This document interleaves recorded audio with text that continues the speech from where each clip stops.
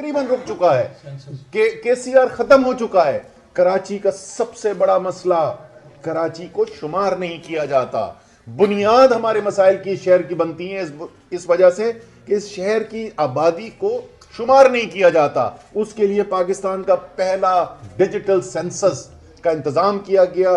वो सेंसस मुल्क के अंदर जो एक दफा 17 साल के गैप से हुए, एक दफा 19 साल के गैप से हुए, वो फौरी तौर पे इमरान खान साहब ने उसकी मंजूरी दी और हमने उस सेंसस के ऊपर काम शुरू किया।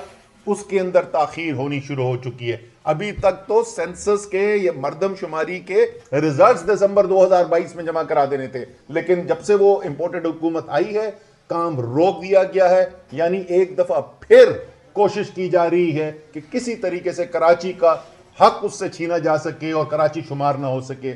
ये तमाम चीजें जो है कराची की, वो तो कराची वाले देखते हैं, लेकिन कराची पाकिस्तान का सबसे बड़ा शहर है। कराची बाकी पाकिस्तान से लाताल्लुक नहीं है। जो बड़ी जद्दोजहद हो रही है, जो इस वक्त पाकिस्तान की, जिसका मैं जिक्र कर रहा था, कराची वाले ये भी देख रहे हैं कि किस तरीके से स्टेट बैंक के बाहर कारोबारी लोग खड़े हुए हैं और वो धमकी दे रहे हैं कि तमाम कारोबार बंद होते चले जा रहे हैं, क्योंकि इसहाक डार साहब को पता नहीं क्या खपत है उनको डॉलर के रेट से। वो मसनूई रेट को रखने के लिए कारोबार बंद होते जा रहे हैं, फैक्ट्रियां बंद होती जा रही हैं, बेरोजगारी का तूफान आ रहा है। हर हफ्ते अफराते ज़र के अदाद शुमार आते हैं और एक नया रिकॉर्ड कायम होता है। पाकिस्तान की तारीख में कभी ऐसी महंगाई नहीं देखी गई। ये तमाम चीज़ें जो हो रही हैं आपके सामने, उसी तनाजुर के अंदर 15 तारीख का ये इलेक्शन है।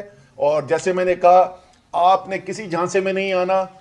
पूरी हमारी जो कैंडिडेट्स हैं, जो काउंसलर्स के इलेक्शन लड़ रहे हैं, यूनियन काउंसिल चेयरमैन के इलेक्शन लड़ रहे हैं, सबको हम ये हिदायत दे रहे हैं कि आपने पूरी तैयारी जारी रखनी है 15 तारीख को निकलने के लिए। और तमाम वोटर्स से भी मैं कह रहा हूं, आपने निकलना है, खुद निकलना है, घर वालों को साथ लेकर निकलना है, रिश्तेदारों को साथ लेकर निकलना है, मोहल्ले वालों को साथ लेकर निकलना है और वोट डालना है। किस चीज के लिए? पैगाम देना है तमाम दुनिया को और पाकिस्तान की तमाम ताकतों को पैगाम देना है कि अगर इस मुल्क के अंदर फैसले होंगे तो वो फैसले पाकिस्तान के अवाम करेंगे और किसी और के फैसले मंजूर नहीं करेंगे।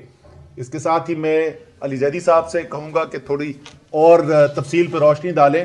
ख़ास तौर पे अली से मैं पूछना चाहूँगा, ये जो पिछले एक दिन से हमें जबरी रिश्ते के जो मनाजिर देखने में आ रहे हैं, कि उस पर भी थोड़ी सी रोशनी डालें कराची वालों के लिए। हलाले के हाँ अच्छा जी, देखें, मैं असद भाई ने जो बात कर दी, मैं सिर्फ उसमें ऐड ये करना चाहता हूँ कि याद दिलाना चाहता हूँ कि वो पहले तो सैलाब की वजह से नहीं हुआ इलेक्शन, फिर बारिश की वजह से नहीं हुआ, आज शाम से दहशत गर्दी का कोई ख़तरा है।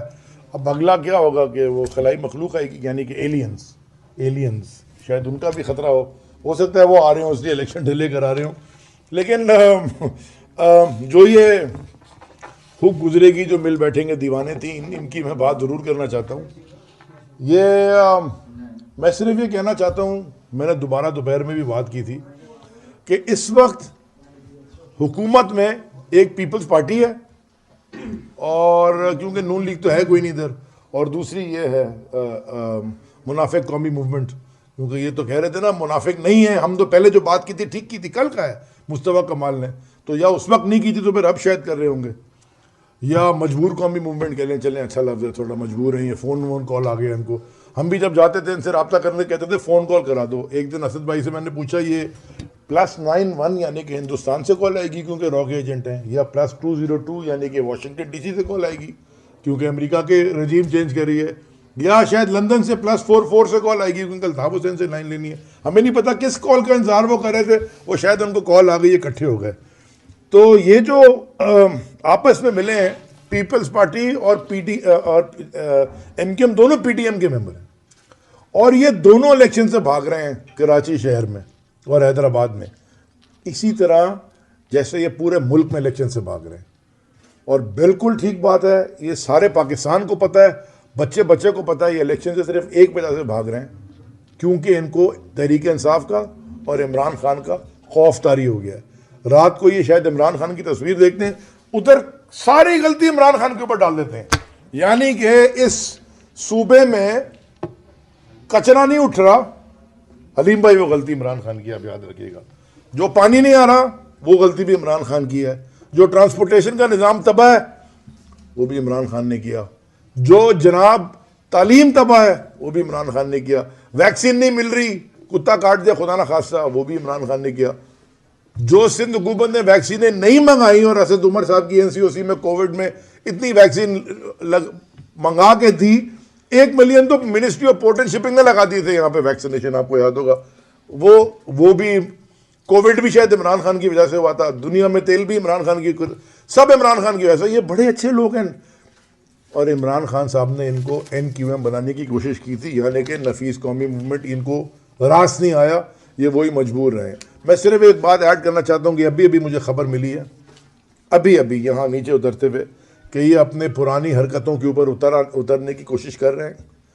अभी इन्होंने, हमारे MNA असलम खान का फ़ोन आया कि अंचोली पे किसी कैंप पे उन्होंने हमला किया है इनके लोगों ने, और कोई लोगों को उठा के भी शायद ले गए और कैंप शाम उखाड़ उखूड़ भी दिए अभी अभी। ये कोई, मैं नीचे उतर रहा था सीढ़ी से जब, मैं सिर्फ पाकिस्तान के सारे पॉलिटिकल इंजीनियर्स के साथ एक बराह रास्त गुजारिश करना चाहता हूँ कि इंसान की तारीख में, पाकिस्तान की तारीख में नहीं, इंसान की तारीख में ना, जब अवाम किसी के खिलाफ खड़ी हो जाए ना तो वो रह कभी नहीं सका। यानी कि फ़िरौन जो था, वो अवाम जब खड़ी हो गई तो फ़िरौन भी गिर गया। अवाम आज इन सब के खिलाफ और इमरान खान के साथ खड़ी है। आप कोई पॉलिटिकल इंजीनियरिंग कर लें, किसको मिलवा लें, गोद में बैठा दें, निकाह करा दें, हलाला करा दें, जो मर्जी करवा दें, अवाम क्लैरिटी से इमरान खान के साथ खड़ी है। अवाम का मैंडेट जिसके पास होगा वो ही इस मुल्क को इन सारी मुसीबतों से, माशी मुसीबत इंक्लूडेड जो सबसे बड़ी, उनसे निकालेगा, वरना ये मुल्क और दलदल में धंस जाएगा। मेहरबानी।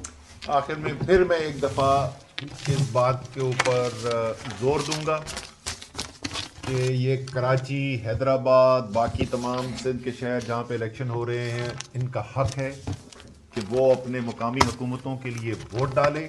कोई वजह नहीं है, कोई जवाज़ नहीं है इन इलेक्शंस को अब पोस्टपोन करने का, और इसलिए तहरीक-ए-इंसाफ पुरजोर मुतालबा करती है कि ये इलेक्शन जो अब इतवार के दिन जिनकी अनाउंसमेंट हुई है, जो इलेक्शन कमीशन कहता है वो तैयार है कराने के लिए, वो 15 तारीख को हर सूरत में ये इलेक्शन करवाया जाए।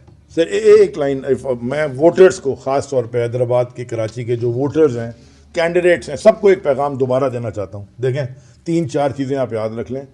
ये जो गंद है ना पूरे शहरों में हमारे, ये बल्दियाती नुमाइंदों ने ठीक करना होता है।